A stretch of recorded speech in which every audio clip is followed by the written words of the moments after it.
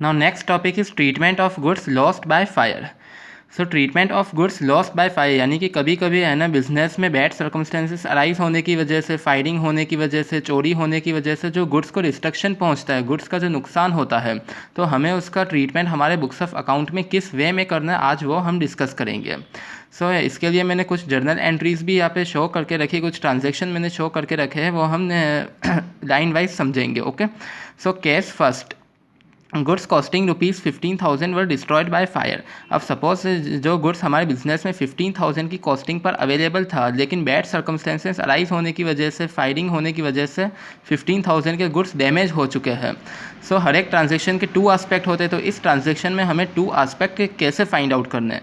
अगर गुड्स का डिस्ट्रक्शन हो पा रहा है, यानी कि है ना मार्केट में ये गुड्स सेल नहीं हो पाएगा, सेल नहीं हो पाएगा तो प्रॉफिट अर्न नहीं हो पाएगा, यानी कि एक तरह से हमारे लिए लॉस है। सो एक आस्पेक्ट तो लॉस के फॉर्म में हमने फाइंड आउट कर दिया, और लॉस का बैलेंस डेबिट होता है, increase the loss debit.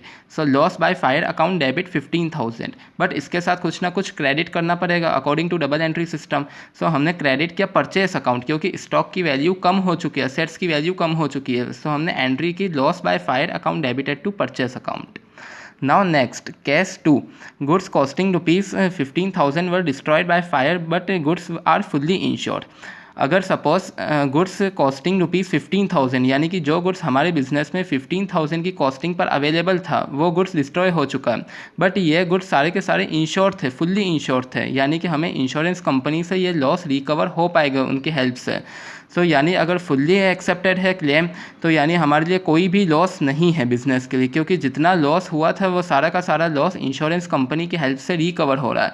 So insurance company account debited to purchase account. यहाँ पे इंश्योरेंस कंपनी अकाउंट डेबिट क्यों हुआ? Because insurance company treated as an assets of our firm, क्योंकि असेट्स हमारे लिए, क्योंकि अभी रिसीव नहीं हुआ लेकिन फ्यूचर में कभी ना कभी 15,000 का क्लेम हमें रिसीव होने वाली इंश्योरेंस कंपनी से। So insurance company account debited to purchase account. Now case number 3, goods costing ₹15,000 were destroyed by fire and insurance company accepted a claim of only ₹10,000। अब सपोज अगर गुड्स 15,000 का destroy हो चुका है, but उसमें से हमें 10,000 की ही रिकवरी हो पा रही है, बाकी का पोर्शन हमें रिकवर नहीं हो पा रहा है। यानी कि इंश्योरेंस कंपनी 10,000 का क्लेम एक्सेप्ट करे, बाकी जो 5,000 वो एक्सेप्ट नहीं कर रही, वो अनएक्सेप्टेड है, यानी कि वो हमारे लिए एक्चुअल लॉस है।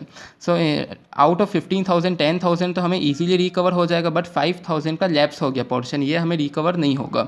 So insurance company account debited 10,000, loss by fire account debited 10,000 to purchase account 15,000। Insurance company से हमें 10,000 रिसीव होने वाले जो हमारी असेट्स हैं, बाकी का 5,000 हमें रिसीव नहीं हो पाएगा किसी भी कंडीशन में, यानी कि हमारी लॉस है, increase the loss debit to purchase account. Stock की एक्चुअल वैल्यू कितनी थी? 15,000, जो डिक्लाइन हो चुकी है, तो decline the stock credit. So insurance company account debited, loss by fire account debited to purchase account. So I hope कि ये सभी वीडियोज़ आपके लिए बहुत हेल्पफुल होंगे, और आने वाले फ्यूचर में जब भी आपके एग्जामिनेशन होंगे तो ये बहुत हेल्प करेंगे। सो है ना, मेरे चैनल को आप ज़रूर सब्सक्राइब करना।